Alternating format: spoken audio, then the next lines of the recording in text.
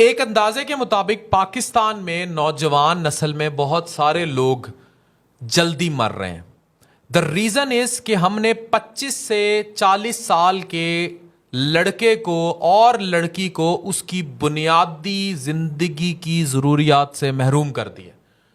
वो शख्स या तो ओवरसीज बैठा है किसी बंद दड़बे में, कमा कमा के पैसे पाकिस्तान भेज रहा है और गंदी तरीन जिंदगी गुजारने पर मजबूर है, और यहां उसकी बहन बेटी की शादी, घर बनाना और ये सारे मसले जुड़े हैं, या वो यहां मौजूद है और उस पर खर्चों के बोझ हैं, तालीम कहीं दूर फेंक दी गई है, महंगाई इन्फ्लेशन बर्बादी से लड़ रहा है, मुल्क के हालात से लड़ रहा है, जूं जूं महंगाई आती जा रही है वो दबता जा रहा है, अल्टीमेटली स्ट्रेस, डिप्रेशन, एंजाइटी का शिकार होके या दिल के दौरों से मर रहा है या फिर जिंदा लाश है।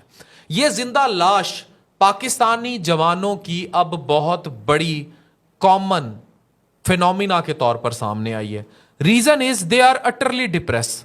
जिन लड़कियों की शादी हो जाती है 28 साल की उम्र तक, वो 4 बच्चों की माँ है, 5 बच्चों की माँ है, घर में बिजली नहीं, मियाँ बेचारा काम को जाता है, रोजगार पूरा नहीं हो रहा, हर वक्त वो रोटी पानी दूध पैम्पर पूरे करने की टेंशन में है, ऊपर से बिजली महंगी, डॉलर महंगा, पेट्रोल महंगा, महंगाई, तबाही, बर्बादी।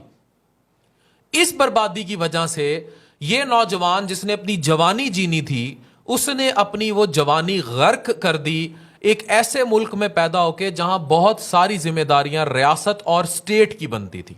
लेकिन क्योंकि रियासत और स्टेट खुद उलझी पड़ी है तो चुनाचा महंगाई अपने अरूज कर।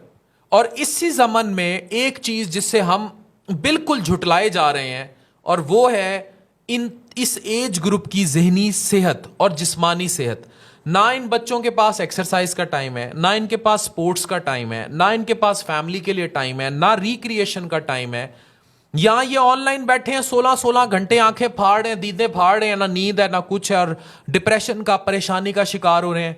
या वो बच्ची है जो 5-5 6-6 बच्चे पाल रही है इस उम्र में, ऊपर से सास का प्रेशर टॉलरेट कर रही है, ऊपर से कम पैसों में गुजारा कर रही है, ना पहनने को अच्छा कपड़ा है, ऊपर से सामने सोशल मीडिया जहां लड़कियां कपड़े उतार रही हैं, नंगी हो रही हैं, पैसा कमा रही हैं, स्पॉन्सर्स मिल रहे हैं, और वो एक लाइफस्टाइल दिखा रही हैं उसको दुबई का, बैंकॉक का और दुनिया जहान का, और खुद उसके पास घर में खाने को 2 रुपए नहीं है, रोटी तक नहीं है। या उसका मियाँ रात को फोनों पे वीपीएन पे बैठा हुआ है और वो दूसरी किस्म की लड़कियां एंजॉय कर रहे हैं। द प्रॉब्लम इज कि ये वाली जो डिप्रेशन और एंग्जाइटी है, इसने नौजवान को या तो मार रही है, डायरेक्ट मर जाती है। मैंने खुद देखा है 40 साल की उम्र में, 35 साल की उम्र में हार्ट अटैक, लड़के को या लड़की को, या फिर वो जिंदा लाश बन के सफर करते हैं।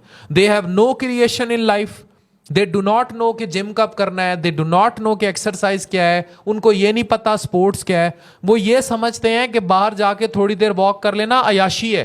वो ये समझते हैं कि पाकिस्तान में किसी सिनेमा में जाके मूवी देख लेना बीवी बच्चों के साथ एक अयाशी है।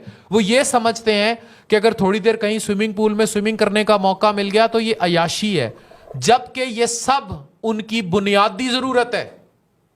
अयाशी कुछ और होती है।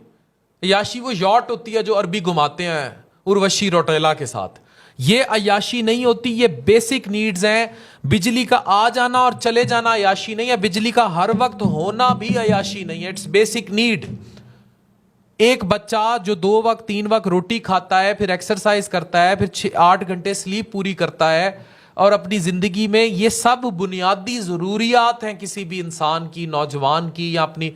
यहां तो बच्चे पैदा करने के लिए एक कमरा नहीं दिया जाता, मियां बीवी को एक सिंगल रूम अवेलेबल नहीं है पाकिस्तान में, उनकी प्राइवेट लाइफ में इतना ब्रीच मौजूद है।